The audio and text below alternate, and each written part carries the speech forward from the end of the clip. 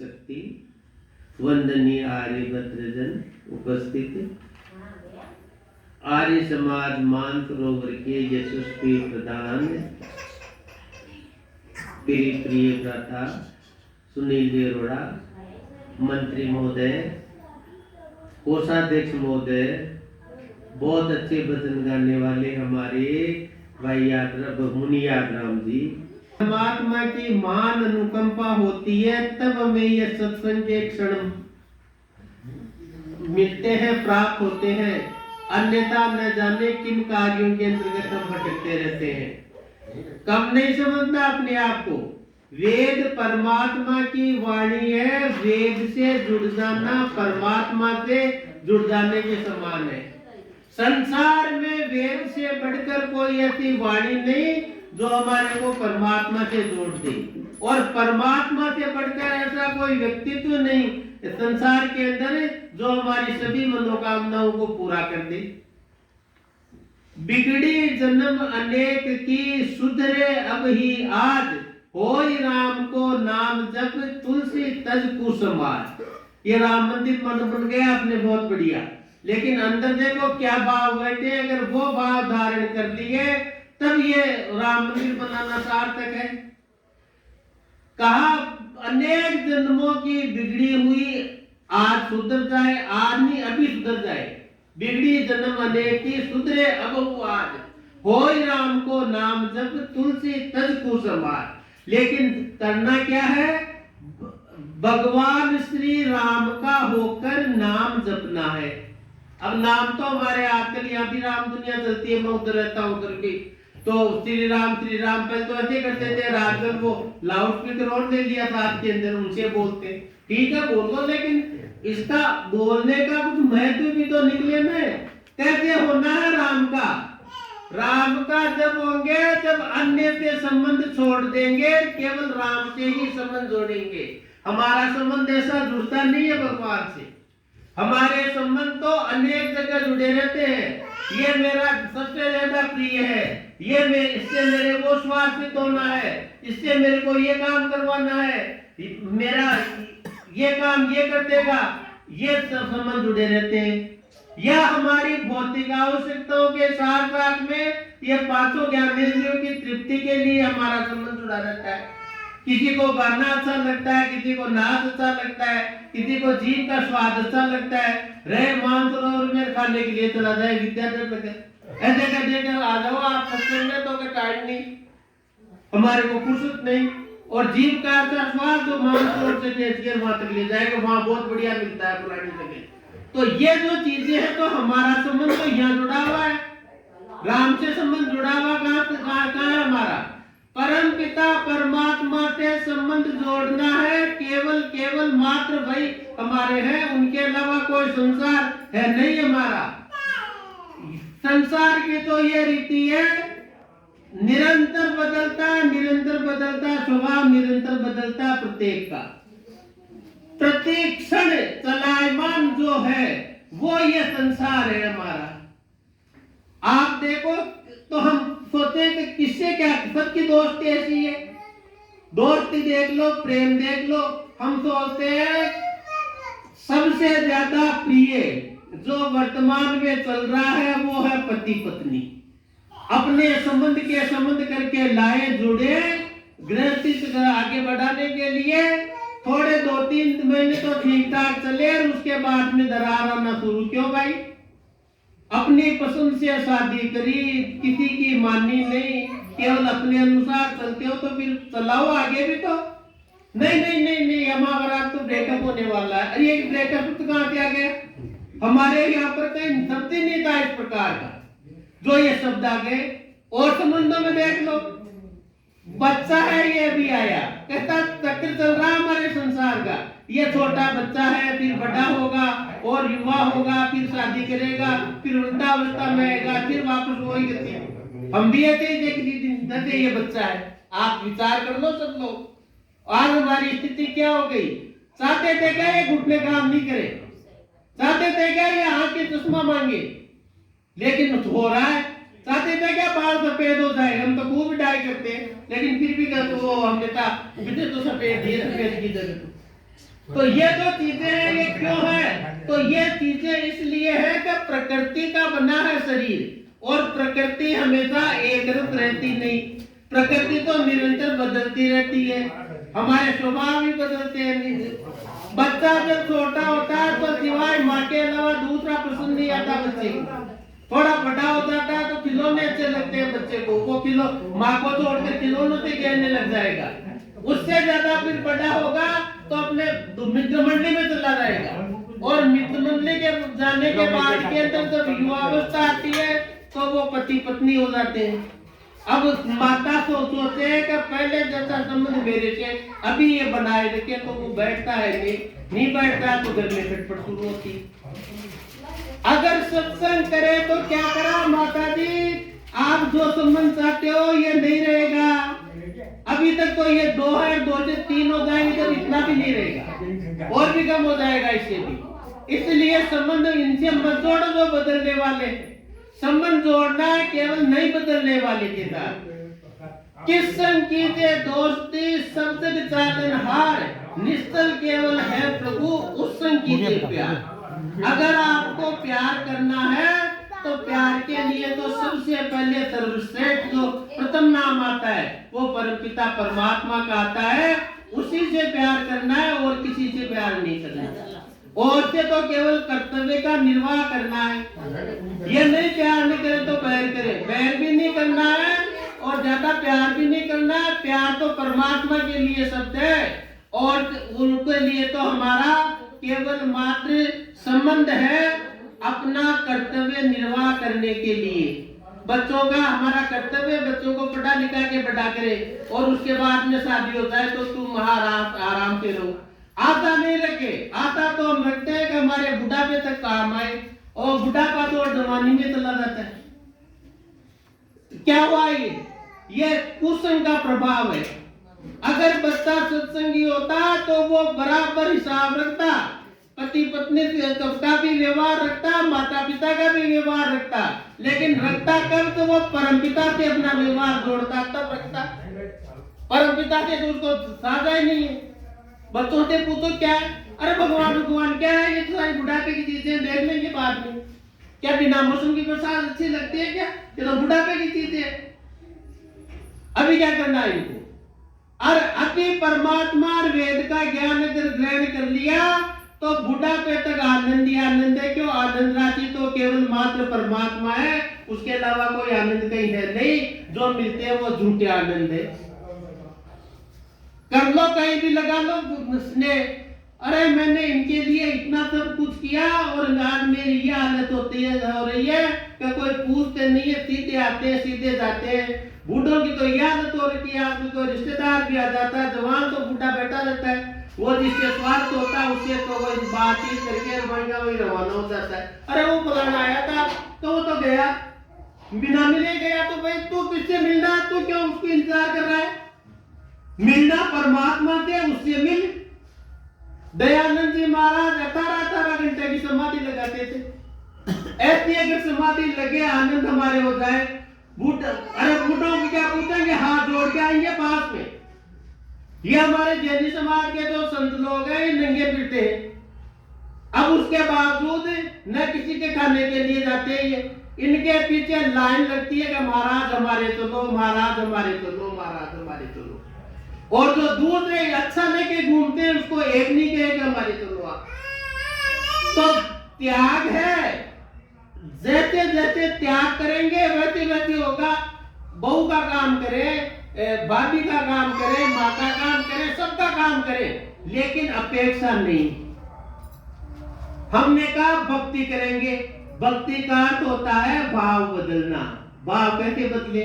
सीधे शब्दों में बताओ। ऐसे तो अगर कोई साहित्यकार बैठ गया या कोई व्याकरणाचार्य बैठ गया, बहुत लंबी चौड़ी बातें बना के बता के अपनी तरफ से समझाने की कोशिश करते हैं, विद्वान है वो भी, लेकिन सीधी बात दिमाग में सीधी एकदम फिट बैठती है, सीधी चली जाती है, वो अटकती नहीं कहीं। तो भक्ति का अर्थ यह अपना भाव बदलना। भाव किसका? ये जो सुख कुछ में है मेरे पास में, ये सब परमात्मा का, मेरा नहीं। इसलिए परमात्मा के लिए ही अर्पण कर देता हूँ। बच्चों की सेवा करें, पढ़ाए लिखाए सारा काम करें। बेटा रख दो उसको, बाद में कराना, पता कि तो एक दिन बाद में करा देना। तो वो तो उसमें क्या वो मात्र केवल ये है भाव इतना बदलना है कि भगवान के ये है और इनकी सेवा मैं इसलिए कर रहा हूं कि परमात्मा मेरे को इतनी शक्ति दे, इतना सामर्थ्य दे कि मेरा कर्तव्य निर्वाह हो जाए। बेटी विदा हो जाए, हाँ बेटा जा, बहुत ध्यान रखना अपने ससुराल में सबका, और अच्छी है बहुत, ज्यादा लगाव नहीं, लगातार फोन पे फोन, किचन में है तो मम्मी का फोन, और कहीं है तो मम्मी का फोन, काय का फोन है। फिर वो सब जगह शांति यही है। मेरे को तो तातु भी आता है, संध्या करने के लिए बैठते हैं तो मेरे को कहते हैं पारी साहब संध्या करते हैं, उसमें 15 फोन आ जाते हैं हमारे इस मोबाइल की। अब 15 फोन आ जाते हैं, उसको ऑफ करके बैठ जाओ, उसको साइलेंट करके, एक ही नहीं आए। और यह कहता था मेरा ये टाइम संध्या का रहता है, कहे तो किसको वो पता नहीं करते हैं, मैसेज करते हैं ये बाद में पढ़ लो बाद में। कम से कम ये राहु केतु है। वर्तमान के अंदर आप देखो ज्योतिष का इतना प्रचार प्रसार हो रहा है, यहाँ तो विश्वविद्यालय खोल दिया अपने राजस्थान के अंदर तो रामानुजारी, और ज्योतिष वाले कहते हैं कि ये मोबाइल ये नहीं, ये राहु केतु है। जिसके नहीं लगे उसी की अच्छी बात है, जिसके लगे उसका मरे जब तक पेट नहीं टूटे। देख लो आप, क्यों क्या इसमें बिना मतलब की बातें देखते हैं, मतलब की बातें कोई नहीं देखते। बच्चों को देख लो, इस सोरे को देख लेना, ये बटा हो जाएगा कि मोबाइल दे लेना, ये किसी को नहीं समझे, उसके उसी की चटा रहे। इतना है इसका। इसलिए मोबाइल की बात ये है, बच्चों की आंखें खराब होती है, मस्तिष्क खराब होता है, हमारा भी होता है। बहुत अच्छी चीज है मोबाइल, लेकिन उसका सीमित उपयोग करें, जहां आवश्यक है वहां करें। मैं मैसेज करने वालों को भी कह देता हूँ, भाई देखो बहुत जरूरी है तो बात करो, तो मेरे को कह दिया करो मोबाइल में। मैं क्या जैसे मैं देखने में कितना टाइम लग जाता है, कितना उनके क्या क्या देखे वो पता भी नहीं, कहीं निकल भी जाते हैं ऐसे। ज्यादा जरूरी पर तो है ही नहीं। तो हमारा तो कर्तव्य ये है, जो हम दादा दादी बन गए, नाना नानी बन गए, उनका तो यही कर्तव्य है केवल परमात्मा से मोबाइल का संबंध रखे, फालतू रुके नहीं। जब तो आनंद में रहेंगे, सोएंगे, नींद अच्छी आएगी, उठेंगे, सारा काम करेंगे। और दूसरी चीज ये, साथी भी केवल परमात्मा को ही समझना। वानप्रस्थ के अंदर है हम इस समय, और वानप्रस्थ का पहला नियम ये है, अपना कार्य खुद करे, किसी दूसरे से कार्य करवाने की अपेक्षा नहीं करे। और हम तो सारा काम दूसरों से करवाना चाहते। मैं तो जिंदगी भर कर लिया, आप करता ही रहूंगा क्या?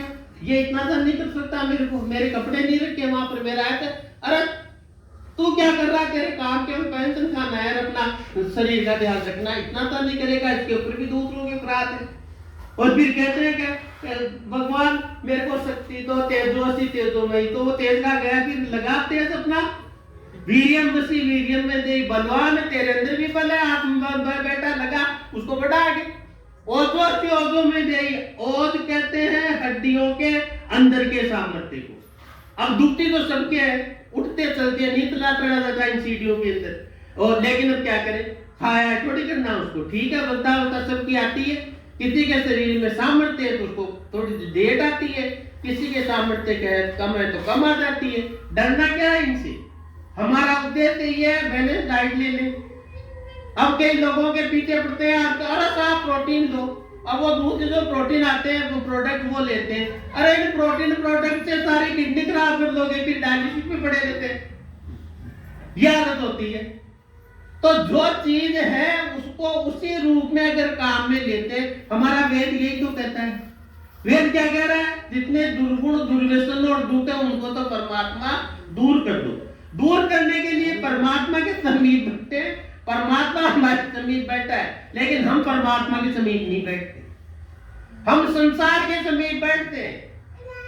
संध्या करते हैं, नहीं याद आने की बात भी उस समय याद आ जाती है, और हमारा ध्यान संध्या से छूट के और उधर की तरफ लग जाता है। उस समय रोके तो वो कब रुकेगा?